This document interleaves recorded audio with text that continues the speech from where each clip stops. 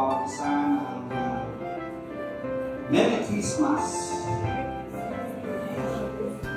Kanina nagkukwentuhan kami about Paskong Pinoy. Sabi ni Brother Noel, iba talaga yung Paskong Pinoy sa Pilipinas. Iba talaga yung kapaskuhan dito sa atin. Tayo po ay blessed, pinagpala kasi nararanasan ng karamihan ang kasiyahan ng kapaskuhan, which is a blessing sa ating mga kababayan at sa ating lahat. Now, ako po ay nawala ng ilang mga linggo, last Sunday, isang Sunday. Meron akong pinuntahan na isang estudyante ng PTS na sa isang simbahan, pinagkakaguyan siya. Pagkatapos nun, kinausap ko siya, sabi ko, okay, dapat ganito gawin mo, ganyan, in 1 month, wala ka munang gagawin, ano? And then, nire-recommend kita sa isang simbahan. Nung in-invite ako sa church ngayon, yung bago pinuntahan niya, yung simbahan, tuwang-tuwa. Akala ko, kung ano sasabihin nila, sila ay sobrang masalamat dahil meron daw silang pastor na nirecommend ko. At tuwang-tuwa sila, gusto nilang gawing pastor, sabi ko. Sa kabila, pinagkatago yan. Hindi ko naman, gusto-gusto. Sabi ko, Lord, praise the Lord. At very thankful sila. Meron silang spirit ng pasasalamat. Yung isang simbahan din ay split na simbahan, pero nag-unite na. So, pinuntahan ko naman kasi kasamahan natin pastor doon sa Lukban. At tuwag-tuwa din sila dahil sa ginawa ng Panginoong Diyos na sila ay pinagkaisa ng Panginoong Diyos. At sa aking pag-preach, nag-joke ako, sabi ko, actually, pag ako'y nag-preach, umaawit ako. Tulad nung last Sunday, sabi ko, dito umaawit ako. Parang mga kamuntan yung singer talaga, ala Sofron yung mga gano'n.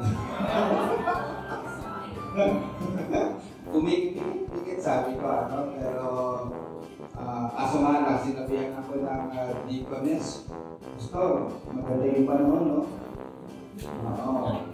Maya-maya, umunad na. Sabi nila, dito pastor, walang problema, kahit awit mo yung awit Laging umuulan, hindi halata. Pero ang gusto ko doon sa dalawang experience ko doon, sobrang pasasalamat nila sa ginawa ng Panginoong Diyos sa kanilang churches, sa kanilang buhay. At yun po yung tema na gusto kong i-emphasize ngayon as we celebrate yung Kapaskuhan. Yung sobrang pasasalamat at pagpupuri sa Panginoong Diyos dahil sa kanyang ginawa. Sa bawat isa sa atin at sa ating simbahan. Ang message ngayon is about Jesus Christ being born. At sa next slide, Jesus is the reason for the season. Ang dami mga reasons kung bakit tayo magsa-celebrate ngayong Kapaskuhan. But this is the main reason actually. Yung pinakadahilan ay si Jesus Christ. Sa next slide, may article na isinulat ang isang kasamahan natin sa Panginoon about the 9 days of Filipino Christmas. Yung some Protestants observe the Catholic tradition of Simbang Gabi, patungkol sa Simbang Gabi. At yung nagsulat na ito ay nag-interview sa akin, kasama ako sa in-interview, kung meron ba tayong Simbang Gabi. Sabi ko meron. Meron kaming Simbang Gabi. At in-interview niya yung ibang mga churches. Yung iba ayaw nila mag-celebrate, mga Protestants. Pero dito sa atin, kasama tayo sa nagse-celebrate ng Simbang Gabi. Itong Simbang Gabi ay sa ngayon is very authentic Filipino. Wala na ito sa Spain, hindi na sila nagse-celebrate sa Spain. At dito sa atin, nagtuloy-tuloy, na-contextualize. At kahit ilang mga Protestant churches, nagsa-celebrate ng simbang gabi. And usually, ang sinaselebrate yung expectation na manganganak si Mary, si Maria. Kaya, simbang gabi celebrates the mystery of the incarnation. God becoming human in Jesus Christ. Kumbaga, sa celebration na ito, inaalala yung pagbubuntis ni Maria. Miraculous na nabuntis siya by the Holy Spirit. God becoming human in Christ Jesus. And so, sa atin, we continue to celebrate itong tradition natin sa Pilipinas. Dito sa atin, 3 gabi lang. Okay na yun. Now, we ask the question, why was Jesus born? Bakit siya na ipanganak? Mula sa ating passage sa Matthew chapter 1, 20 and following, basahin natin yung reason number 1, to save us. Very basic. Alam natin yan. No? Na naipanganak si Jesus Christ to save us. Tingnan po natin yung passage natin. She will give birth to a son, and you are to give him the name Jesus, because he will save his people from their sins. So, bininulat po yung pangalan na binigay dyan, no? Jesus. Okay. Yan po yung pangalan na ibibigay sa maipapanganak at that time. At ang ibig sabihin, ang purpose dito, because he will save his people from their sins.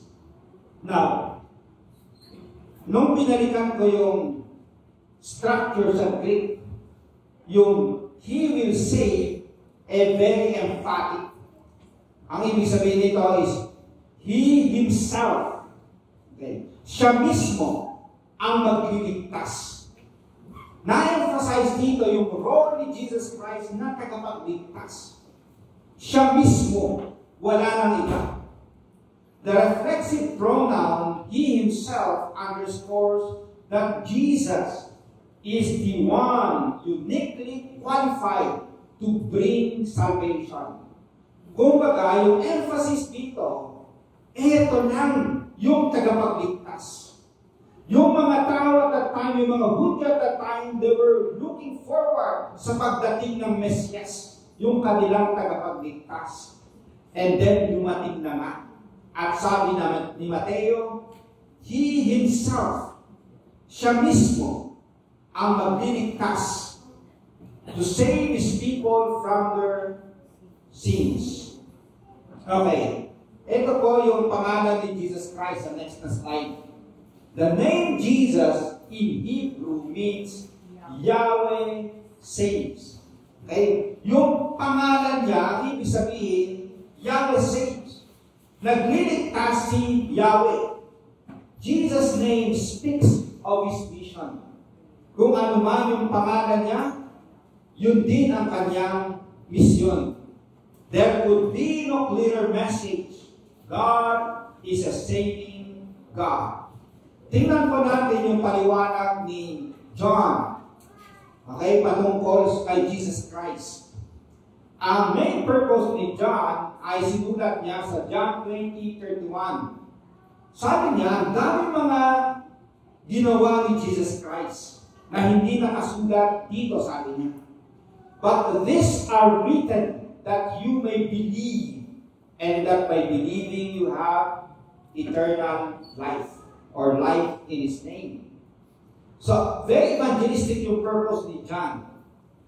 Pero bago yun, pinakilala niya kung sino si Jesus. Basahin natin ng sabay-sabay sa next na slide. In the beginning was the Word, and the Word was with God, and the Word was God.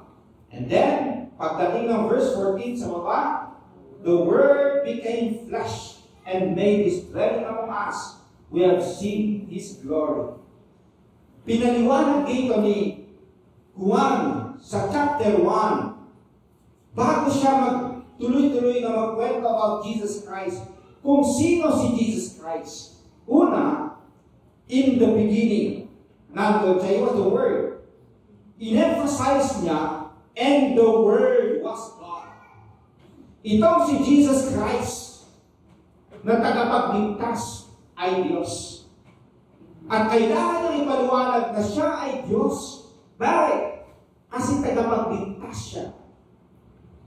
Hindi siya pwedeng maging tagapagligtas kung hindi siya Diyos.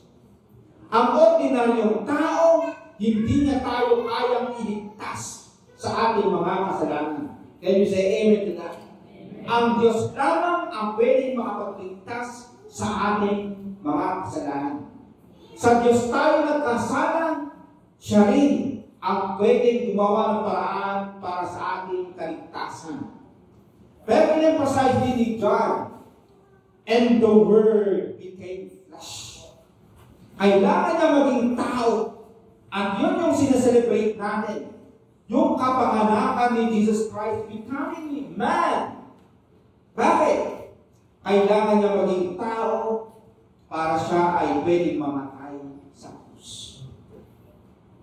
Kailangan niya maging tao para may mamatay sa krus. Para bayaran yung ating mga kasalanan. Yun po ang dahilan kung bakit siya naging tao. He was born para pwede siyang mamatay sa krus. Bayaran niya yung aking kasalanan at iyong mga kasalanan. Hallelujah. Purihin natin ang ating Panginoong Diyos.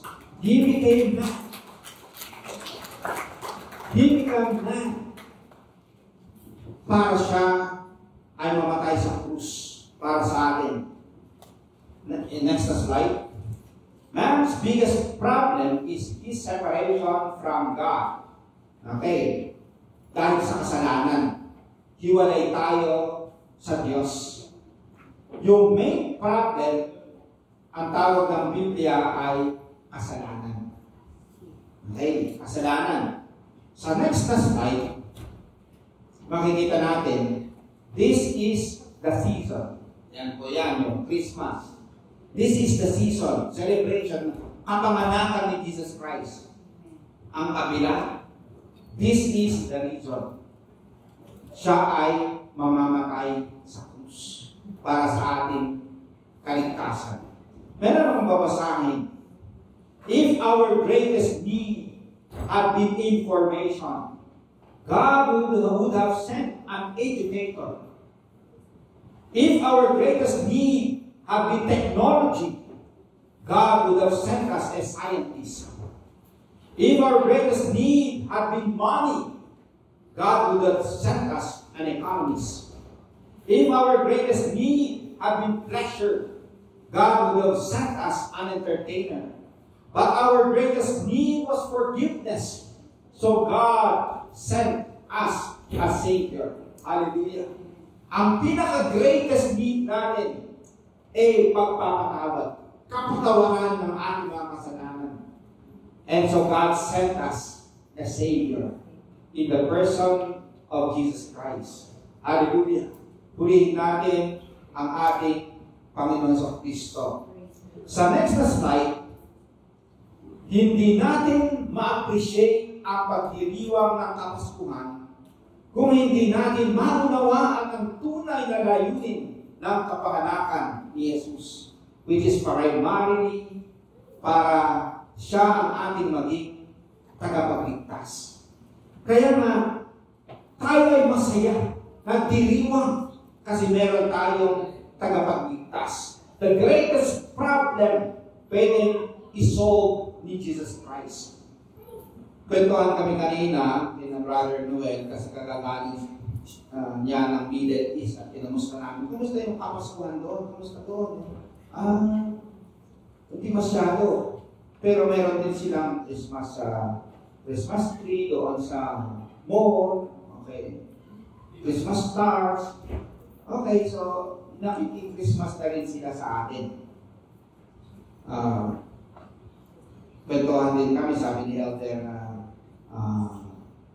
Rick, Yung mga Muslim na, wala naman silang Christmas, pero nagbebenta sila ng Christmas wrapper. Nakikik-Christmas din sila. Yung mga iglesia, no, Cristo, at saka ang dating daan, ang dating doon. Wala din sila nagse-celebrate ng Christmas. Pero, tumatanggap sila ng Christmas bonus. Di ba? Sabi ni Elder, kahit sa gitna ng kadiliman, kahit paano may kunting liwanag. Sabi ko, ang gandang illustration yan, ano? May kunting liwanag na lumiliwanag pa rin. Ang kailangan gawin mo putputin mo yan para lalaki yung liwanag.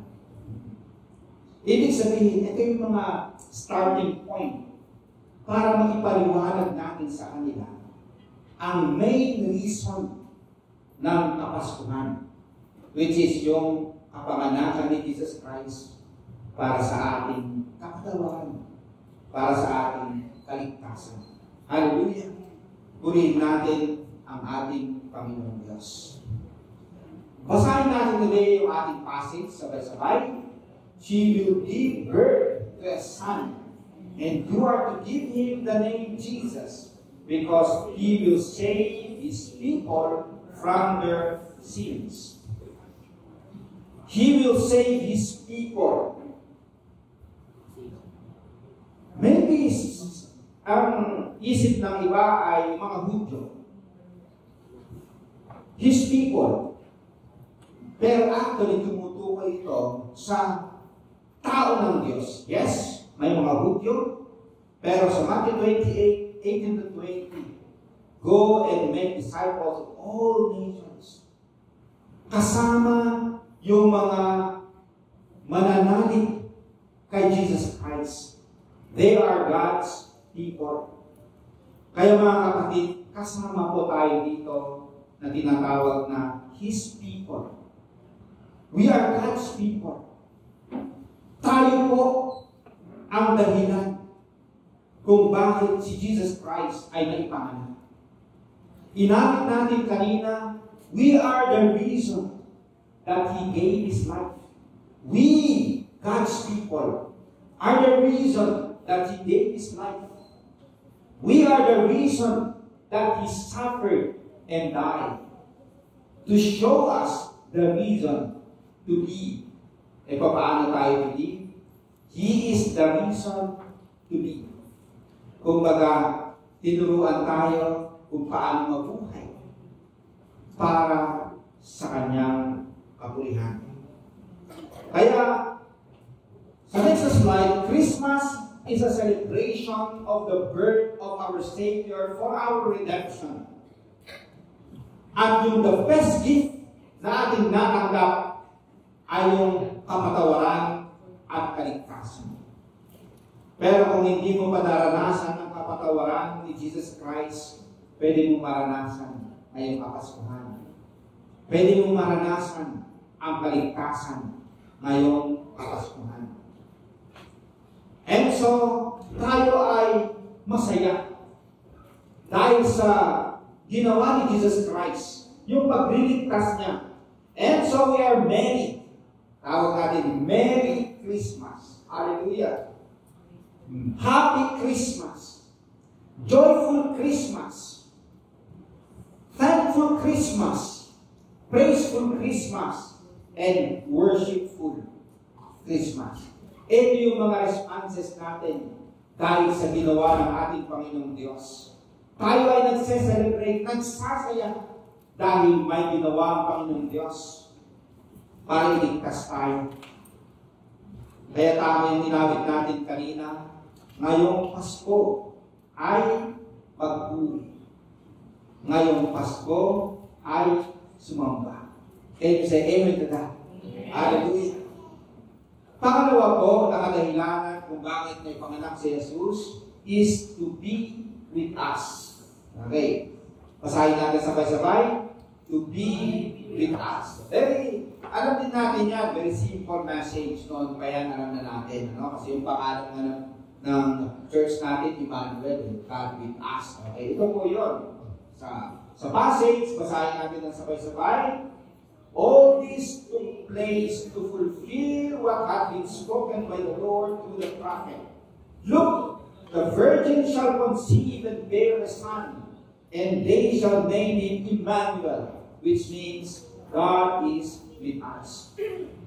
So ang sinasabi dito ni Matthew sa kanyang pagsulat, nangyari ito to fulfill kung ano man yung sinabi ng Panginoon noon through the prophet.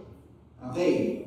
Kahit propeta ang nagsabi, which is quoted sa Isaiah 7:14, pero ang pinagmulan ay the Lord, spoken by the Lord.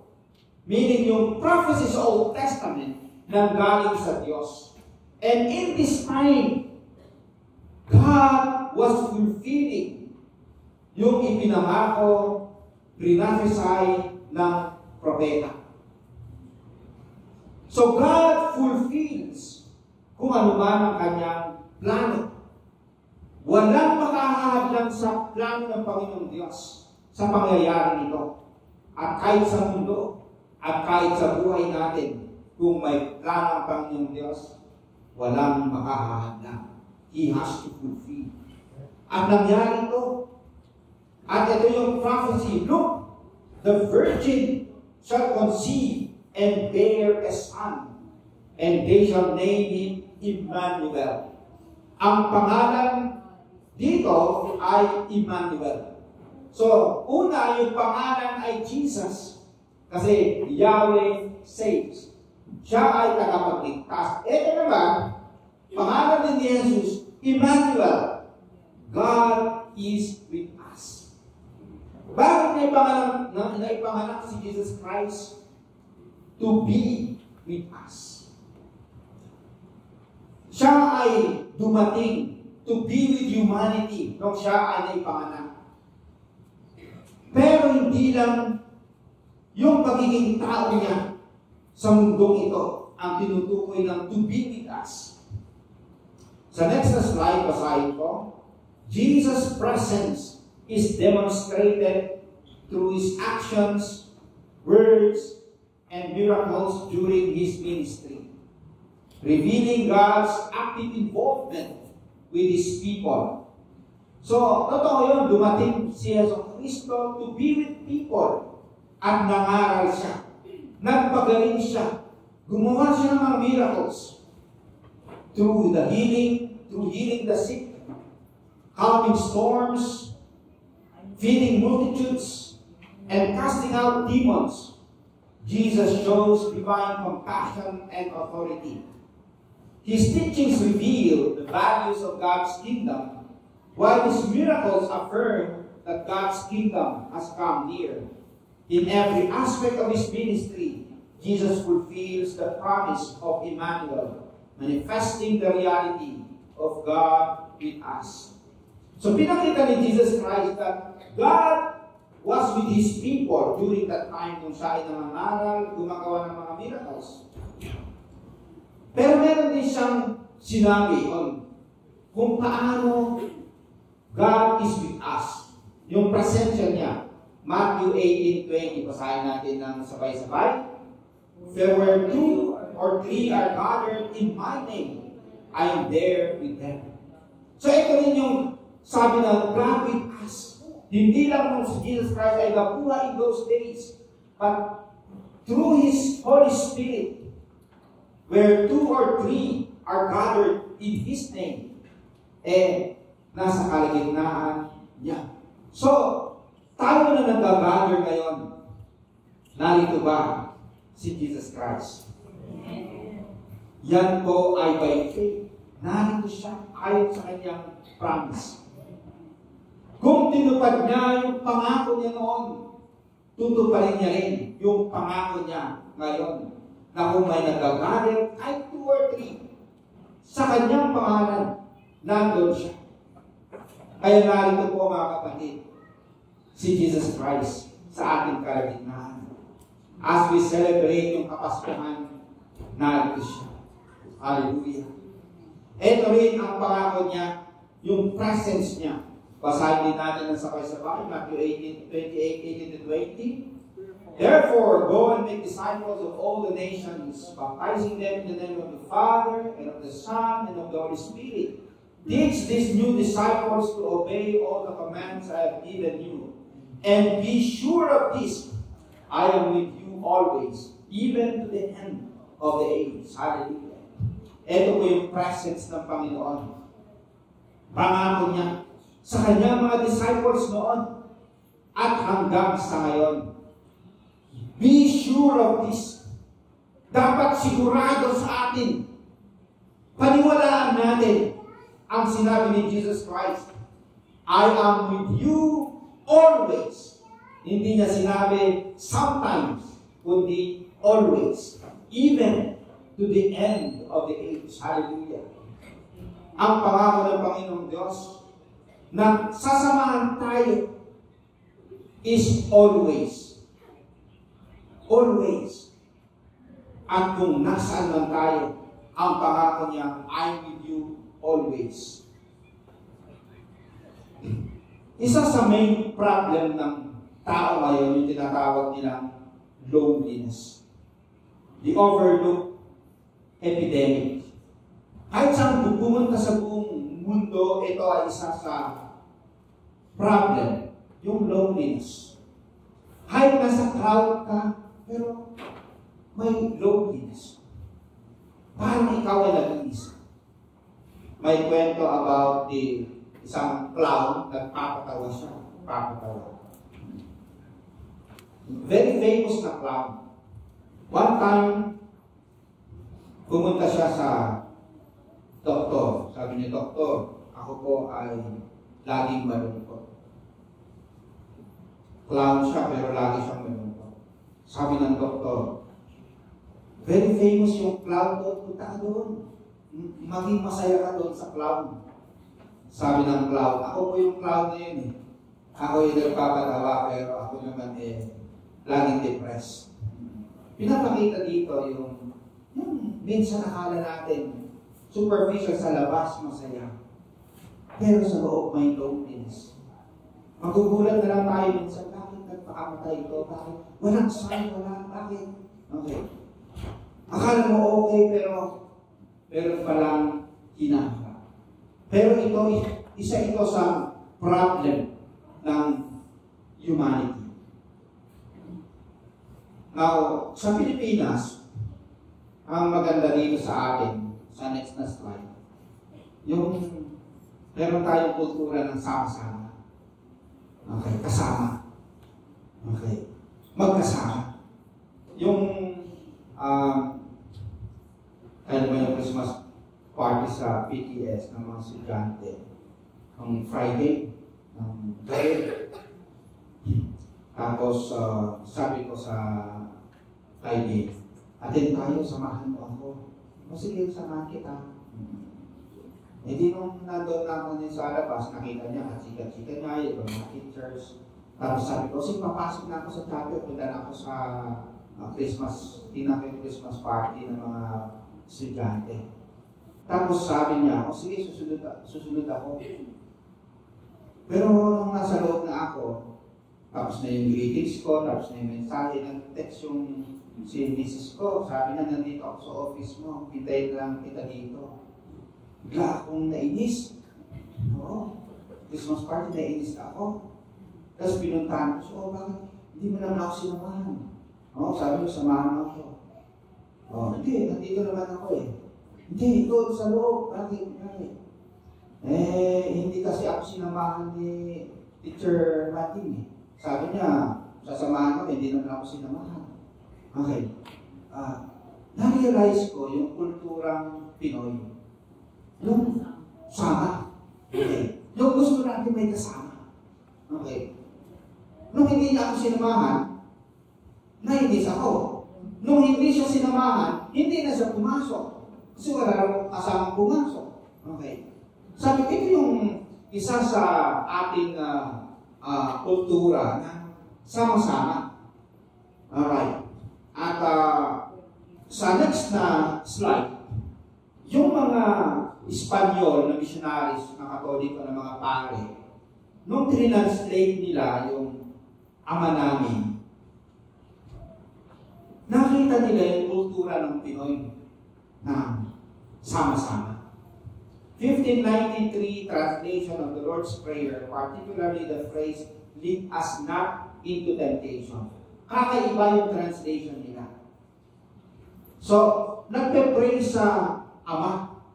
Ama, huwag mo kaming iiwan nang di kami matalo ng tukso. Don't leave us that we may not be defeated by temptation. Kung titingnan natin yung translation, medyo iba. Lead us not into temptation, tapos ang translation, huwag mo kaming iiwan. Kasi, yung Pinay, baby pa lang yan, hindi na iniiwan. Kailangan may kasama. Laging may kasama. Kahit patay, kailangan samahan. Within the Filipino mentality, yung kasama ay napakahalaga. Baby pa lang hanggang sa paglaki, hindi iniiwan. Kaya napakahalaga sa atin yung kasama. Kaya sa Lord's Prayer, nakita natin, Lord, huwag mo kami iniiwan. Pag iniwan po ninyo kami, baka matukso kami. Kaya kahit ngayong Kapaskuhan, pwedeng prayer din natin ito. Lord, samahan po ninyo kami. Huwag po ninyo kami iiwan. Pag iiwan po ninyo kami, malulungkot kami. Ang kailangan natin, the best na kasama, ay si Jesus Christ. Ang pangalan niya mismo, Emmanuel. At ang pangako niya, sigurado, I will always be with you. Hindi niya tayo iiwanan. Nanonood si Lynn kahapon ng Born to Win na movie. Okay. Nakaabutan ko ng konti yung sa next na slide. Based on a true story. Ang pangalan ng main actor dito ay Dion. Si Dion. Ang title is Born to Win. Naabutan ko yung time na na-hospital yung anak niya kasi na-aksidente, yung mag-ina, yung asawa niya at anak niya, aksidente sila. Nasa hospital, naging coma yung anak nila. Tapos, meron siyang naturuan, naging Christian na tao. Siya naman yung nag-encourage sa kanya. Naka-wheelchair siya, lumapit sa pinakabida at ang sabi niya, ito yung sinabi ng Panginoon sa akin, sa aking devotion. Isaiah 40:31.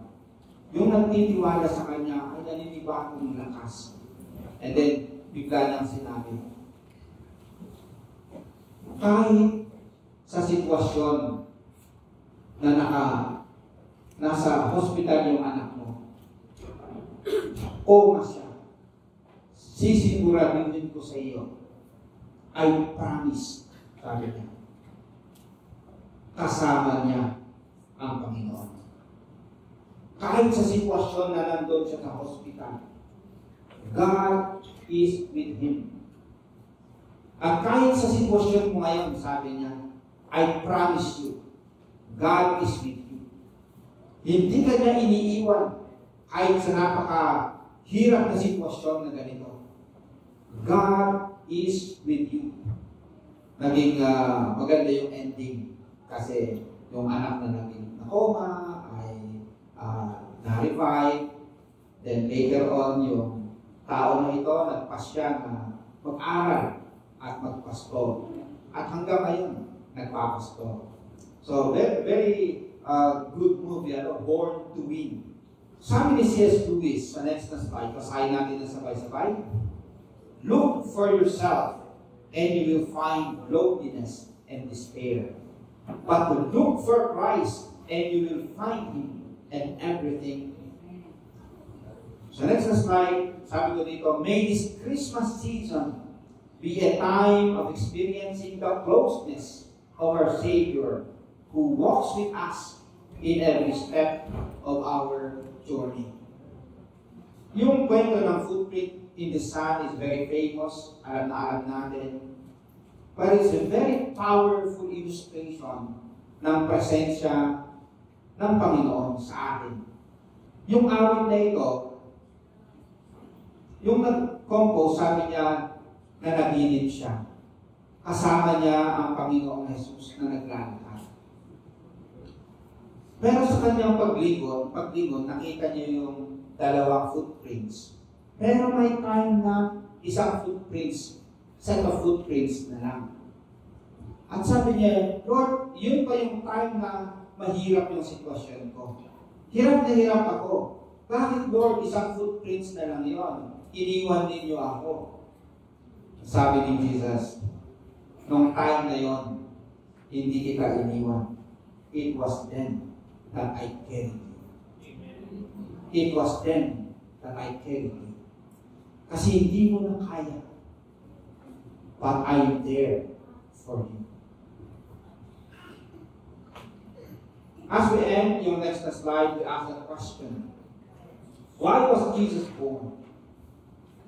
Yes, ang greatest need natin ay forgiveness. Ang pangalawa, to be with us. We are not alone in life's journey. Yung greatest need natin na belonging, kasama. Nandyan siya. Nandyan si Jesus. The gift of His presence this Christmas season and the coming New Year, yun po ang prayer ko. Ang prayer natin na lagi din natin maranasan. Ginabayan tayo ng Panginoon itong mga nagdaang buwan at mga nagdaang mga taon. Can you say amen to God?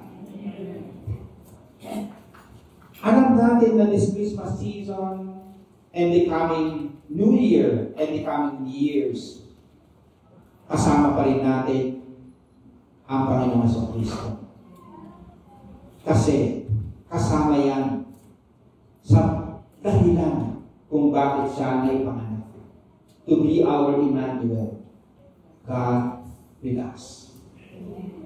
I pray na lalong maging masaya ang ating Kapaskuhan, maging safe tayo, saan man tayo magbakasyon, saan man tayo mapunta, kasi kasama natin ang Panginoon sa Kristo.